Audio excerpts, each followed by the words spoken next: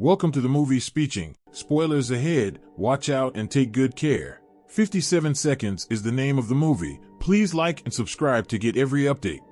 At an airport, a plane tries to take off while police open fire on it. Inside the plane, Franklin knew they were about to crash and saw his life flash before his eyes. He's a tech blogger named Remedy, and he writes about achieving optimal health. Sitting next to him is Sig, the owner of a pharmaceutical company that markets a drug despite knowing that it is highly addictive and deadly, causing thousands of deaths. It all started 3 months ago. Franklin gets a job selling tickets at a special event because he longs to interview Anton, a health and technology expert who is working to find ways to achieve optimal health without medication. Unfortunately, Franklin is late and makes a bad impression, so he doesn't get a full explanation of how he has to scan everyone's tribands to check their tickets. When Franklin makes a mistake while scanning and is harshly scolded by his boss, his colleague Jayla stands up for him and the two end their conversation. They get along really well and Franklin asks Jayla out, but instead of giving him her number, she sets an alarm on his phone so he can pick her up after the presentation is over.